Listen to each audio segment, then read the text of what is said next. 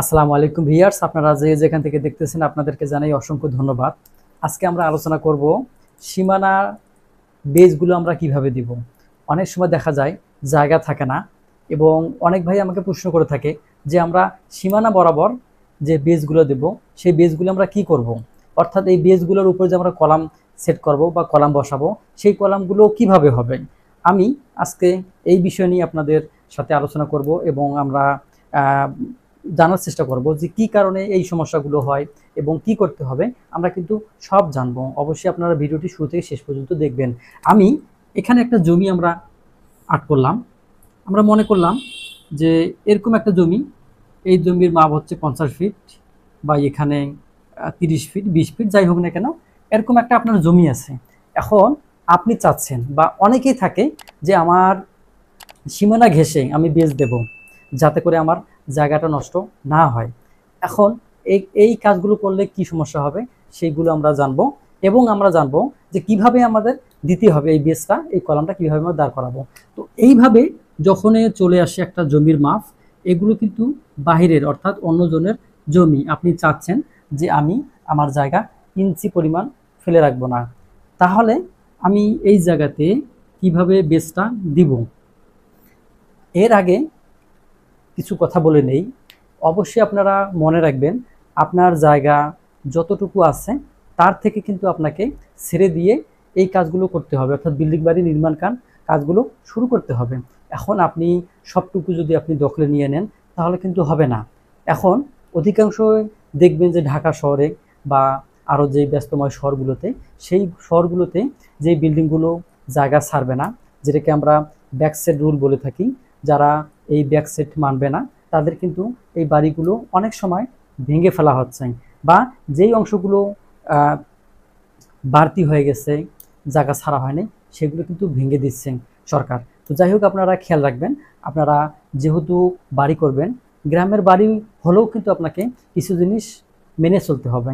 অর্থাৎ দেখেন, আমি একটা সাধারণভাবে একটা জিনিস বুঝাই, তা হচ্ছে আপনার এই জায়গায় আপনি বিল্ডিং করলেন পুরো জায়গায়। এখন আপনি যে বিল্ডিং করলেন, আপনার ছাদের পানিটা কোথায় ফেলবেন? অন্য জমিতে ফেলবেন, এটা একটা ধরেন। আবার মনে করেন যে কোনো সময় আপনি এই পিছনে কাজ করবেন, বিল্ডিংটার পিছনে প্লাস্টার করবেন, বা কোনো সময় যদি আপনার স্যানিটারি পাইপ ফেটে যায় বা রং নষ্ট হয়, তাহলে আপনি কিভাবে রং করবেন, কিভাবে পিছনে যাবেন, যেহেতু আপনি জায়গায় ছাড়বেন না।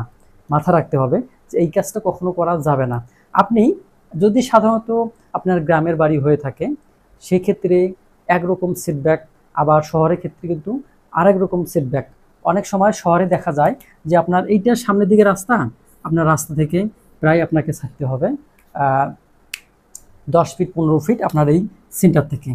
তো যাই হোক, এই সেন্টার থেকে ছাড়তে হবে। আবার এই সীমানা থেকে 5 ফিট 8 ফিট এরকম কিন্তু ছাড়তে হবে। আপনি ইচ্ছা করলেই সমস্ত জায়গা জুড়ে আপনার বিল্ডিংটি নির্মাণ করতে পারবেন না। তো যাই হোক, এখন আমি আসি যে আমরা যে বিল্ডিং বাড়িগুলো করে থাকি এগুলো কিন্তু সচরাচর গ্রামে হয়। এখন আপনার গ্রামে হয় এবং আপনি যতটুকু ছাড়তে হবে অন্তত আপনাকে 2 ফিট রাখতে হবে। অর্থাৎ এই সীমানা থেকে আপনার এই বিল্ডিংটা 2 ফিট ভিতরে করতে হবে। এই সীমানা থেকে চতুর্দিকে 2 ফিট ভিতরে আপনাকে এই বিল্ডিংটা করতে হবে। এখন আপনি যদি 2 ফিট ভিতরে করেন, এখন আপনার সেম মনে করেন আপনার একটা বেস 4 ফিট বাই 4 ফিট, তাহলে কিন্তু আপনার এই যে কলমটা সেন্টারে হয়ে যাবে। অর্থাৎ আপনার 4 ফিট থাকলো সীমানা ঘেঁষে, এবং 2 ফিট থাকলো সীমানা ঘেঁষে, এবং 2 ফিট থাকলো ভিতরে। এক্ষেত্রে কিন্তু আপনার কোনো সমস্যা হবে না। তো যাই হোক, এখন আমরা যদি আমাদের দিতে হয়, আমরা যদি দেবই, তাহলে আমরা কি করব সেই বিষয় নিয়ে কিন্তু আলোচনা করব। তো আমরা এখন একটা কাজ করব, তা হচ্ছে যে আমরা এই জায়গাটায় আমরা করলাম, আমাদের সীমানা বরাবরে আমরা বিল্ডিংটা নির্মাণ করলাম। এখন দেখলাম আমাদের এইখানে এই সীমানা বরাবর একটা বেস আমি দিব, এই সীমানা বরাবর। এখন কলাম তো আমার এখানে দেব না, আমি কলাম দিব এখানে, অথবা যদি আমি এখানে কলাম দেই, এটা কিন্তু আমার কলাম পজিশন। এখানে কিন্তু কলাম পজিশন, আমি কিন্তু জায়গা ছাড়তেছি না। এটা হচ্ছে না ছাড়ার ক্ষেত্রে। আর যদি আপনি এদিকে অন্তত 2 ফিট ছাড়েন, তাহলে তো আপনার অনেকটা কাজ কিন্তু ভালো হবে। যেহেতু আপনি 2 ফিট ভিতরেই আপনার বেসটা পাচ্ছেন, সেহেতু কিন্তু আপনার কলাম সাজাতে সমস্যা হবে না। যদি আপনার 4 ফিট হয় আর যদি আপনার 5 ফিট হয়, সেক্ষেত্রে আপনি যতটুকু সীমানা ছাড়বেন 2 ফিট 2.5 ফিট, তারপরে কিন্তু আপনি কলামটা সাজাতে পারেন। তো যাই হোক, যখনই এরকম দেখবেন যে আমার বেসটা পড়ে গেছে সীমানায়, আর সীমানার বাইরে যাওয়া সম্ভব হবে না। এই ক্ষেত্রে আর একটা সমস্যার কথা বলি আমি। এই সমস্যা হচ্ছে যে আপনি আপনার জায়গা মতে এই বেসটা ঢালাই দিলেন, বিল্ডিংটা করলেন, এখন দেখলেন যে আপনি সীমানা বরাবর নিয়ে নিছেন, আপনার 1 ইঞ্চি জায়গাও ছাড়েননি। এখন দেখেন যদি কোনো এক সময় এখানকার যে জমির মালিক, ইনি যদি কখনো বেস খুঁড়ার জন্য বা বেস করার জন্য মাটিটা খুঁড়ে, তখন কিন্তু আপনার এই বেসটা, এই কলমটা দুর্বল হয়ে যাবে। অর্থাৎ অনেক সময় কিন্তু কলমটা, বেসটা দিবে যেতে পারে। এটা মাথায় রাখতে হবে, কেননা আপনি যেহেতু ছাড়েন নাই, উনি যদি সেভাবে না ছাড়ে তাহলে কি হবে, আপনারও ক্ষতি হবে, ওনারও ক্ষতি হবে। এই কারণে আপনাকেও ছাড়তে হবে 2 ফিট, ওনাকেও ছাড়তে হবে 2 ফিট। তাহলে মোটামুটি আমি ধরলাম যে সাধারণত 2 দিয়ে 4 ফিট, এই 4 ফিট গ্যাপের ভিতরে কিন্তু কখনো যদি কোনো দুর্ঘটনা হয়, আগুন লাগে, ও বিভিন্ন রকম হতে পারে, তখন কিন্তু এই 4 ফিটের ভিতর দিয়ে অনায়াসে যাতায়াত করা যাবে। এই কারণে আপনারা অবশ্যই এই বিষয়টা খেয়াল রাখবেন। এখন আমি আসব এই ক্ষেত্রে যে আমার সীমানা বরাবর দিতেই হবে আমার বেসটা। সেক্ষেত্রে আমি কি করব? সেক্ষেত্রে আমি দেখব যে আমার যদি এই যে বেসটা যদি 5 ফিট 5 ফিট বা 6 ফিট 6 ফিট হয়, সেক্ষেত্রে আমি এই সীমানা থেকে 5 ফিট ভিতরে আসলাম। এখন আপনার দেখলেন যে এখানে একটা বেস পড়লো, এখানে একটা বেস পড়লো, এই বেসটা পড়লো 7 ফিট 7 ফিট বা 6 ফিট 6 ফিট যাই হোক। এখন দেখেন এই মিডল থেকে এইদিকে চলে গেল 3 ফিট, এদিকে 3 ফিট চলে গেল, এবং এটা আসলো 5 ফিট। এখন দেখেন যদি মধ্যখানে এই গ্যাপটা যদি 2 ফিট বা 1 ফিট বা 3 ফিট হয়, সেক্ষেত্রে আপনি কম্বাইন ফুটিং করে দেবেন। অর্থাৎ এই দুইটা বেসকে আপনি একটা বেজে নিয়ে আসবেন। এই যে এই দুইটা বেসকে আপনি একটা বেজে নিয়ে আসবেন। এইভাবে আপনার বেজের রডগুলো থাকলো, এখানে আপনার কলাম বসলো, এবং এখানে যে মিডল কলাম সেটা এখানে বসে গেল। এই যে এইভাবে কিন্তু কম্বাইন ফুটিং, মানে দুইটা ফুটিং এক জায়গায় করলেন। এখন এই এক জায়গায় করার পরে এই যে কলাম একটা এখানে আসলো, এটা ধরেন বিম, এখানে একটা কলাম আসলো। এখন এখানে একটা কি কাজ করতে হবে, এখানে একটা বিম দিতে হবে। এটা তো বেস, এই বেসের রডগুলো তো এইদিকে থাকবে, তো যাই হোক এইদিকে থাকবে। এখন আপনি এইখানে একটা আপনাকে দিতে হবে, বিম দিতে হবে। এইভাবে বিম দিয়ে আপনি একটা বেস থেকে আরেকটা বেজের সংযুক্ত করতে পারেন। এটা হচ্ছে সবচেয়ে ভালো উপায়। যখন দেখবেন সীমানা ঘেঁষে আপনার এই বেসটা করতে হচ্ছে, যখন দেখবেন যে মাটির ভারবহন ক্ষমতা কম, তখনও কিন্তু আপনার এরকম যে কম্বাইন ফুটিং করে এই বেসটা ঢালাই দিতে পারেন, তাহলে আপনার কোনো সমস্যা হবে না এবং সুন্দর হবে। এরপরে আসি আমি, যদি দেখা গেল যে আমার একটা বেস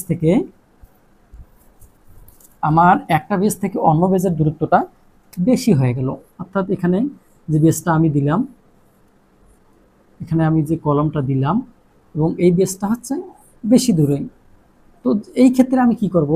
এই ক্ষেত্রে এই কলামের যে মাটাম হবে, মাটাম তো আপনারা জানেন, মাটাম হচ্ছে এল, অর্থাৎ এই যে এইভাবে যে বেসগুলো থাকে, বেজের রডগুলো থাকে, আমি ধরলাম এগুলো হচ্ছে আমার কি, এই যে আমি ধরলাম যে আমার বেস হচ্ছে এটা। এখন আমি কি করব, এই দিকে যা আছে আমরা বাঁকা করে এলগুলো দেব, অর্থাৎ মাটামগুলো আমরা দেব, বাঁকা করে মাটামগুলো আমরা দিয়ে দেব। এখন বাঁকা করে দেওয়ার পরে আমার এই জায়গায় যে থাকলো, আমার এইখানে আমি এই মাটামটাকে শেষ দিকে নিয়ে আসবো, আর এখানে তো বেজের রড থাকলোই। তাহলে এই দিকে যে আমার, যদি আমি ধরি এখানে 3টা রড, তাহলে 3টা রডের যে রড থাকবে বা মাটাম থাকবে বা এল থাকবে, সেটা আমি এই শেষ বরাবরে নিয়ে আসবো। সেক্ষেত্রে আমরা তো জানি যে আমাদের যখন আমরা এই মাটামগুলো দিই, তখন কিন্তু আমরা 15D ধরি, তো সেক্ষেত্রে আমরা 15D ধরবো না, এটা শেষ মাথার দিকে নিয়ে আসবো, সবগুলো নিয়ে আসবো, অর্থাৎ এইদিকে যে কয়টা থাকবে সেই কয়টা আমরা নিয়ে আসবো। এইভাবে ছোটোখাটো যে বেসগুলো হয়ে থাকে কর্নারে, সেইভাবে কিন্তু করা যাবে, এতে সমস্যা হবে না। তো যাই হোক, এই বিষয়গুলো আপনারা ভেবে চিন্তে করবেন।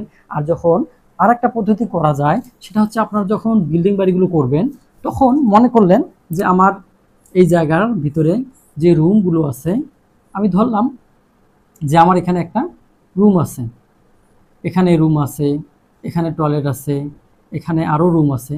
তো এই রুমের ক্ষেত্রে আপনার কলমটা পড়বে এইখানে, আপনি ফালাইলেন যে কোনোভাবে আমি এইখানে কলমটা আমি ফালাবো শেষ বরাবর, কিন্তু এই ক্ষেত্রে আপনার এই সমস্যা হবে। আর যদি আপনি টেকনিক করে বা ডিজাইন করার সময় একটু চিন্তা ভাবনা করেন, তখন দেখবেন যে এখান থেকে একটু যদি আপনি ভিতরে দেন, তাহলে কি সমস্যা হবে? সেই রকমভাবে সমস্যা হবে না। কারণ আপনি যদি একটা কলাম, এই কলামটা যদি আপনি 10 ইঞ্চি বাই 10 ইঞ্চি দেন, সেক্ষেত্রে আপনার কিন্তু ওই যে একটা ইট, অর্থাৎ একটা ইট আপনাকে 5 ইঞ্চি, এই যে ইটটা গাঁথনি করবেন, এটা কিন্তু 5 ইঞ্চি, প্লাস্টার করবেন 1 ইঞ্চি, মোটামুটি আপনার এখান থেকে 6 ইঞ্চি চলে যাবে। এখন 10 ইঞ্চির জায়গায় 6 ইঞ্চি চলে গেলে কত থাকবে আপনার? আপনার থাকবে 4 ইঞ্চি। এই 4 ইঞ্চি আপনার পোপলা রুমের ভিতরে থাকবে, এতে সেরকম কোনো ক্ষতি হবে না বা এতে কোনো সমস্যা হবে না। এই ক্ষেত্রে কিন্তু আপনারা করতে পারেন, অর্থাৎ সীমানা থেকে আপনার কলমটা ভিতরে আসলো, এইভাবে কিন্তু আপনারা ডিজাইন করে নিতে পারেন। এতে করে আপনার এই বেজের উপরে কোনো টেনশন থাকবে না বা চিন্তা ভাবনা থাকবে না। তো যাই হোক, যে ভাই আমাকে এই বিষয় নিয়ে প্রশ্ন করছিলেন এবং হোয়াটসঅ্যাপে কল দিছিলেন, তো আপনি যদি দেখে থাকেন অবশ্যই কমেন্টে জানাবেন। আর আপনারা যারা নতুন, অবশ্যই চ্যানেলটি সাবস্ক্রাইব করবেন। আর এই নির্মাণ কাজ সম্বন্ধে আপনাদের যে ছোটোখাটো প্রশ্ন বা পরামর্শ, সেগুলো কিন্তু আপনারা এই ভিডিওর কমেন্ট সেকশনে বলবেন। যতটুকু গুছিয়ে বলা যায় আপনারা ততটুকু কিন্তু গুছিয়ে বলবেন, আমি ইনশাআল্লাহ সেটার উত্তর দেওয়ার চেষ্টা করব। আর আপনাদের যেহেতু মানে এমনও এমনও দেখা যায় যে আপনারা হোয়াটসঅ্যাপে বা ফোনে, সেলফোনে কল দিয়ে থাকেন। আমি বলবো যে আপনার ছোটোখাটো বিষয়গুলো অবশ্যই আপনারা কমেন্টে জানাবেন, আমি সেটা কিন্তু উত্তর দেবো। আর একেবারে যখন বেশি, অর্থাৎ গুরুত্বপূর্ণ প্রশ্ন বা গোপনীয়তা প্রশ্ন, তখন কিন্তু আপনারা হোয়াটসঅ্যাপে মেসেজ দিয়ে রাখবেন বা মেসেজ দিবেন। আমি সেটা সময় সুযোগ করে দেখে তারপর আপনাকে কলও দিতে পারি বা আপনাকে মেসেজের রিপ্লাই দিতে পারি। তো যাই হোক, আমি আজকের মতো এখানে শেষ করব। আপনারা ভালো থাকবেন, সুস্থ থাকবেন। আল্লাহ হাফেজ।